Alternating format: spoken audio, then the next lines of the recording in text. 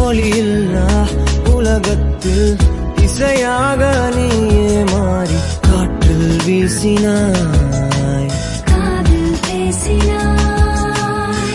மொழியில்லா மௌனத்தில் விழியாலே வார்த்தை கோர்த்து கண்ணால் பேசினாய், கண்ணால் பேசினாய்.